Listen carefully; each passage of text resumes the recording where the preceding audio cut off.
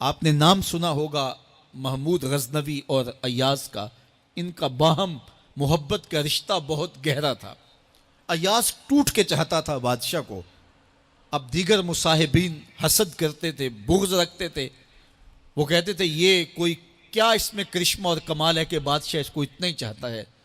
تو بادشاہ جب ان وزراء کا، مشیروں کا حسد حد سے بڑا ہوا دیکھا تو ایک دن سب کو اپنے دربار میں حاضر کیا. دربار میں ایک تالاب تھا، تو اس میں مٹھی بھر کے موتیوں کی پھینک دی اور ایک ایک وزیر کو کہا کہ یہ موتی نکال کے لاؤ، اور یہ خیال کرنا کہ تمہارا لباس بھی، تمہارا بدن بھی نہیں بھیگنا چاہیے. تو سب نے کہا کہ یہ عجیب بات ہے کہ حوض کی تہ سے موتی نکال کے لائیں اور لباس بھی نہ بھیگے اور بدن بھی نہ بھیگے، یہ تو لازمی ہوگا. پھر دوسرے وزیر کو کہتا کہ یہ موتی نکال کے لاؤ، تمہارا لباس بھی نہیں بھیگنا چاہیے، تمہارا بدن بھی نہیں بھیگنا چاہیے. تو وہ آگے سے حجت کرتا یہ کیسے ہو سکتا ہے کہ بدن بھی اور لباس بھی نہ بھیگے اور موتی بھی نکال لاؤں. تیسرے کو، چوتھے کو، پانچویں کو، ہر ایک آگے سے حجت کرے یہ کیسے ہو سکتا ہے. پھر ایاز آ گیا تو بادشاہ نے ایاز کو کہا کہ یہ موتی نکال کے لانے ہیں اور تمہارا لباس بھی اور تمہارا بدن بھی نہیں بھیگنا چاہیے. ایاز نے فوراً چھلانگ لگائی اور موتی نکالے. جب باہر نکلا تو بدن اور لباس پانی سے نچڑ رہا تھا. تو ایسے موتی بادشاہ کو پیش کیے اور بدن کپ کپا رہا تھا. تو بادشاہ بڑے غصے سے کہا کہ ایاز تمہارا بدن بھیگ گیا، تمہارے کپڑے بھی بھیگ گئے. میں نے کہا تھا لباس بھی نہیں بھیگنا چاہیے، کپڑے بھی نہیں بھیگنے چاہیے. تو ایاز بڑی لجاجت سے عرض کرنے لگا بادشاہ سلامت، آپ کے دو حکم تھے. ایک یہ کہ موتی نکال کے لانے ہیں، دوسرا حکم یہ تھا کہ لباس اور کپڑے بھیگنے نہیں چاہیے. تو ایک حکم میں نے پورا کر دیا ہے، دوسرے کی معافی چاہتا ہوں. تو صاحب، اللہ نے حضرت انسان کے سینے میں جذبات کا ایک جہاں آباد کیا ہے. شیطان کو بھی انسان کے پیچھے لگا دیا اس کی آزمائش کے لیے، اس کے امتحان کے لیے. نفس بھی اس کے اندر موجود ہے، اور دوسری جانب اس کو گناہوں سے منع بھی کیا اور نیکی کی تلقین بھی کی. اب کتنی مشکل زندگی ہے حضرت انسان کی. آئی جان شکنجے اندر جویں ویلنے دے وچ گنا. کتنی مشکل زندگی ہے. خواہشیں ہیں کہ آوارہ ہیں، آرزویں ہیں کہ بے قابو ہیں، اور دوسری جانب اللہ کا حکم ہے. اب کیا کرے؟ تو گناہ کرنے کے بعد پھر اللہ کے حضور توبہ کر لے، جو ممکن ہو وہ نیکی کرے اور گناہ سے مقدور بچنے کی کوشش کرے. لیکن بشری تقاضوں کے تحت اگر اس سے گناہ کبھی سرزد ہو جائے تو اس پر اکڑے نہ اور اس پہ مصر نہ رہے، اس پہ اصرار نہ کرے، بلکہ فوراً اللہ کے حضور توبہ کرے. گناہ کرنے کے بعد بندہ جب توبہ کرتا ہے، التائب من الذنب کمن لا ذنب لہ، تو وہ ایسے ہوتا ہے جس طرح اس نے گناہ کیا ہوا ہی نہیں. بندہ 100 بار گناہ کر کے توبہ کرے، اللہ 100 بار معاف فرما دیتا. وہ کریم ہے، 70 ماؤں سے زیادہ پیار کرتا ہے. تو بندے اس کی دہلیز پہ جب توبہ کرتے ہیں، رجوع کرتے ہیں اور اس سے معافی مانگتے ہیں، تو وہ یہ نہیں دیکھتا کہ یہ گناہ گار کتنا بڑا ہے.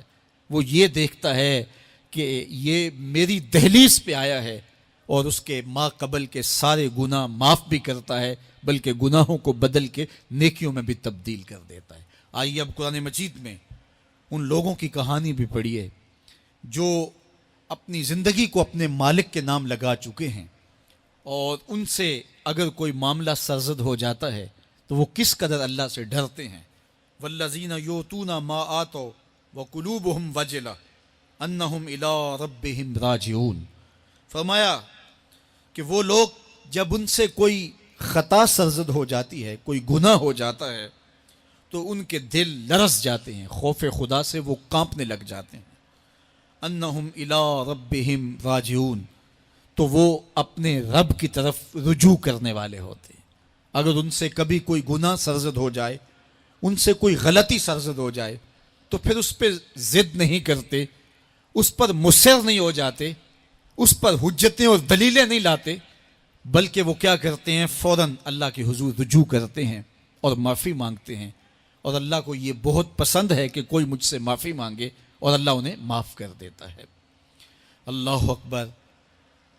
حضرت عبداللہ ابن مسعود رضی اللہ تعالیٰ عنہ فرماتے ہیں کہ مومن کی یہ شان ہے کہ جب وہ گناہ کر بیٹھے تو وہ یوں محسوس کرتا ہے جس طرح پہاڑ تلے آ گیا ہے. یہ اس کی کیفیت ہے کہ گناہ کرنے کے بعد، نافرمانی کرنے کے بعد اس کا دل لرز اٹھتا ہے. وَقُلُوبُهُمْ وَجِلَةٌ، ان کے دل خوف خدا سے لرزنے لگ جاتے ہیں کہ ہم سے یہ گناہ کیوں سرزد ہو گیا، یہ تو اللہ کی ناراضگی کا سبب ہے. تو حضرت عبداللہ ابن مسعود فرماتے ہیں یوں محسوس کرتے ہیں جس طرح پہاڑ تلے آ گیا ہے اور پہاڑ ابھی گر جائے گا اور انہیں کچل دے گا. تو وہ جلدی جلدی تلافی کرتے ہیں، توبہ کرتے ہیں، رجوع اللہ کرتے ہیں تاکہ ہمارا گناہ معاف ہو جائے. اور منافق کی مثال بھی بیان کی گئی. جب وہ گناہ کرتا ہے تو یوں محسوس کرتا ہے جیسے بدن پہ مکھی بیٹھی تھی، ہلکے اشارے سے اڑا دی. سویر سے لے کر شام تک کتنی بار ہم اپنے بدن پہ بیٹھی مکھیاں اڑا دیتے ہیں اور ہمیں شام کو یاد بھی نہیں ہوتا کہ یہ عمل ہم نے کتنی بار کیا ہے. میں اور آپ اپنے اندر اتر کر کے دیکھ سکتے ہیں ہماری کیفیت باطن کیا ہے. نمازیں چھوڑی، جھوٹ بولا، غیبت کی، چغلی کی، کسی کا دل دکھایا، کسی کو تکلیف دی، گالی گلوچ کیا، سب و شتم کیا، سویر سے شام تک کیا کیا گناہ کیے. کبھی خیال بھٹکے، کبھی سوچیں آوارہ ہوئیں، کبھی نگاہوں نے بدکاریاں کی، کبھی زبان نے جرم کیے، اور شام کو ہمیں یاد بھی نہیں ہوتا کہ آج ہم نے کیا کیا جرائم کیے، آج ہم نے کیا کیا گناہ کیے. اگر ہماری یہ کیفیت ہے تو یہ عملی نفاق ہے کہ بدن پہ مکھی بیٹھی اور اڑا دی. اور اگر ہماری کیفیت یہ ہے کہ گناہ کے بعد یہ محسوس ہوتا ہے کہ ہم پہاڑ تلے آ گئے ہیں اور اللہ کی ناراضگی ہم نے مول لے لی ہے اور جلدی جلدی توبہ کر کے رجوع کرنے کی جانب بڑھتے ہیں، تو پھر مبارک ہو. نہیں تو مجھے اور آپ کو اپنا محاسبہ کرنا چاہیے. ہمارے دلوں پر زنگ چڑھ گئے ہیں اور ہماری کیفیت یہ ہو گئی ہے کہ گناہ کرنے کے بعد بھی ہم ڈٹے رہتے ہیں. جبکہ زندگی اصحاب رسول کی دیکھیے ان سے بھی کبھی کوئی خطا سرزد ہو جاتی تو وہ فوراً اس گناہ کی تلافی کے لیے حضور کی بارگاہ میں حاضر ہو جاتے. حضرت ابو لبابہ رضی اللہ تعالیٰ عنہ نے اپنے آپ کو مسجد نبوی کے ستون کے ساتھ بندھوا دیا اور کہا کہ جب تک میری معافی نہیں ہوگی تب تک اپنے آپ کو کھلواؤں گا نہیں. اور پھر جب ان کی بخشش کا اعلان ہوا تو پھر حضور کے ہاتھوں سے اپنے آپ کو انہوں نے کھلوایا. ایک خاتون حضور کی خدمت میں حاضر ہوئی اور عرض کی یا رسول اللہ صلی اللہ علیہ وسلم، مجھ سے بدکاری سرزد ہو گئی ہے اور میرے پیٹ میں بچہ ہے اور میں چاہتی ہوں کہ آخرت کی سزا کی بجائے دنیا کے اوپر اس کی سزا مجھے دے دی جائے تاکہ میں پاک ہو جاؤں اور صاف ہو جاؤں، کیونکہ آخرت کی سزائیں بہت سخت ہیں. اللہ کے محبوب علیہ السلام نے جبریل امین سے ایک دن پوچھا تھا مجھے جہنم کے عذابوں کا ذکر سناؤ.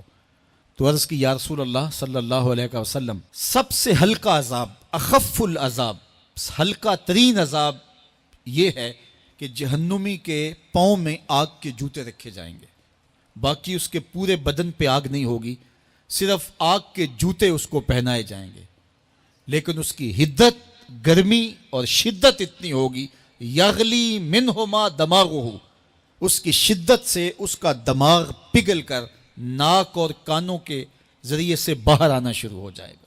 یہ سب سے ہلکے عذاب کی کیفیت ہے. اور جو عذاب سخت ہیں الیاذ باللہ، اللہ تعالیٰ قرآن مجید میں فرماتا ہے ثم لا يموت فیہا ولا یحیا، اس بڑے عذاب کا ذکر کیا جو جہنمیوں کو دیا جائے گا. فرمایا اس عذاب کی کیفیت یہ ہوگی بندہ نہ جیے گا نہ مرے گا.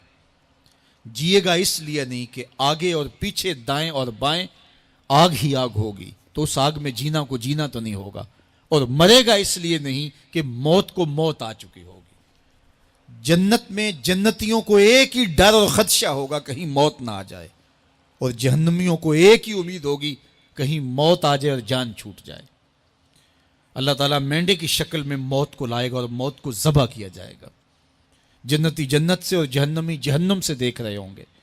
جب موت کو ذبح کر دیا جائے گا اب موت نہیں ہے تو جنتی اتنے خوش ہو جائیں گے کہ اگر موت کو موت نہ آئی ہوتی تو یہ خوشی سے مر جاتے، اور جہنمی اتنے مایوس، دکھی اور پریشان ہوں گے کہ اگر موت کو موت نہ آئی ہوتی تو یہ صدمے سے مر جاتے.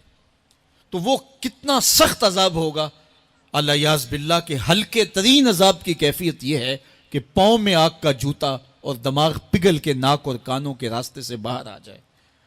تو اس نے عرض کی یا رسول اللہ صلی اللہ علیہ وسلم میرے اوپر حد جاری کر دیجئے، اور اس نے کہا کہ میرے پیٹ میں جو ہے وہ بچہ ہے۔ اللہ کے محبوب علیہ السلام نے فرمایا جاؤ جب بچہ پیدا ہو تو پھر آنا۔ وہ چلی گئی، تو جب بچہ پیدا ہوا تو گود میں اٹھائے پھر حضور کی خدمت میں حاضر ہوئی اور عرض کی یا رسول اللہ یہ ہے بچہ جو میں نے گناہ کیا تھا، بدکاری کی تھی، آج یہ اس کی نشانی ہے۔ تو اللہ کے محبوب علیہ السلام نے فرمایا کہ اسے لے جاؤ اور اسے دودھ پلاؤ، اور جب یہ کچھ کھانے پینے لگ جائے گا تو پھر آنا۔ تو تھوڑی دیر کے بعد، کچھ دنوں کے بعد وہ دوبارہ حاضر ہوئی اور اس نے اس بچے کے ہاتھ میں روٹی کا ٹکڑا دیا ہوا تھا اور عرض کی یا رسول اللہ دیکھ لیجئے اب یہ روٹی کھانے لگ گیا ہے۔ اللہ اکبر۔ تو اللہ کے محبوب نے فرمایا انہیں لے جاؤ اور جا کے انہیں سنگسار کر دو۔ اس کی یہ حد بنتی تھی، اس کو سنگسار کیا اور اس نے خود یہ سزا اپنے لیے قبول کی۔ مائز ابن مالک اسلمی عرض کی یا رسول اللہ طہرنی، مجھے پاک کر دیجئے۔ میرے حضور نے فرمایا جاؤ اللہ سے معافی مانگو۔ وہ گئے اور معافی مانگی، بے چینی اتنی تھی، پھر آ گئے اور عرض کی طہرنی یا رسول اللہ، حضور مجھے پاک کر دیجئے۔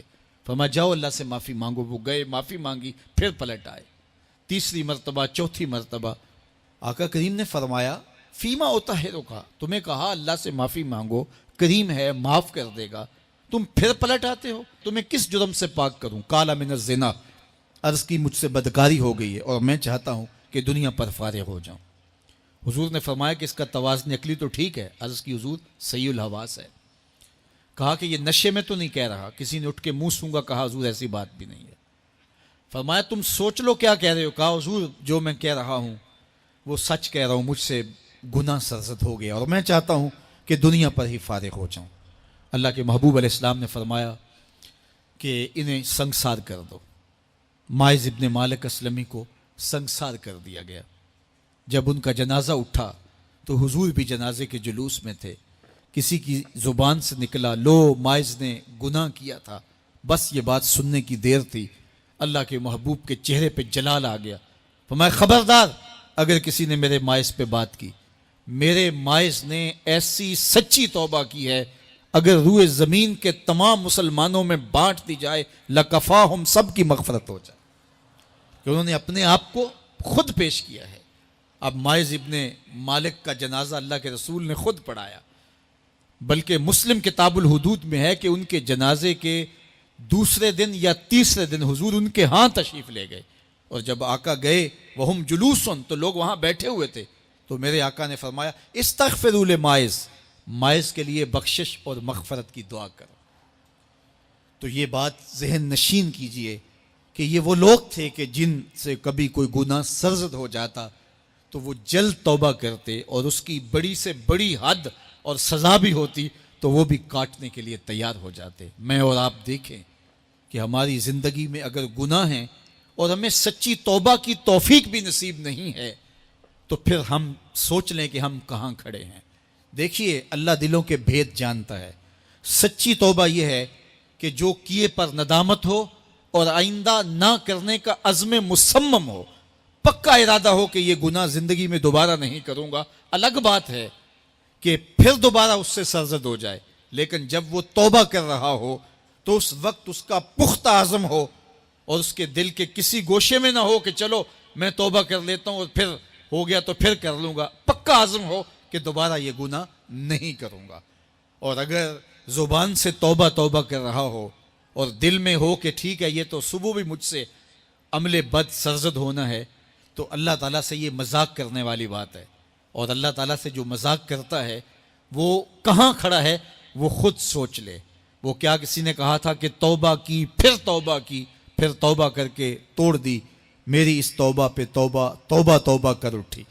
تو ایسی توبہ نہیں ہے کہ جو رسماً کسی مجلس میں چلے گئے، کسی اجتماع میں چلے گئے تو سب لوگوں نے توبہ کی تو وہ بھی توبہ کرتا رہا، لیکن اس کا عزم مصمم پختہ ارادہ نہیں تھا گناہوں کو چھوڑنے کا، تو یہ توبہ نہیں، یہ مذاق ہے۔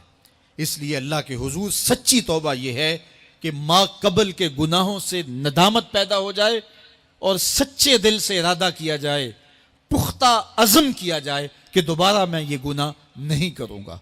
یہ الگ بات ہے کچھ عرصے بعد اس سے پھر سرزد ہو جائے، پھر وہ گناہ ہو جائے، تو پھر وہ پکی توبہ کرے، تو 100 بار بھی گناہ کرے گا، 100 بار بھی توبہ کرے گا، اللہ 100 بار قبول کرے گا۔ لیکن اندت توبہ اس کا عزم مصمم ہونا چاہیے، اس کا عزم پختہ ہونا چاہیے۔ محض لفظوں سے توبہ توبہ پکارنا اور دل توبہ نہ کر رہا ہو اور دل عزم مصمم نہ رکھتا ہو تو یہ توبہ نہیں ہے۔ اس لیے سچی توبہ اللہ کے حضور اپنے گناہوں کی پیش کرنی، یہ اہل ایمان کا طریقہ ہے۔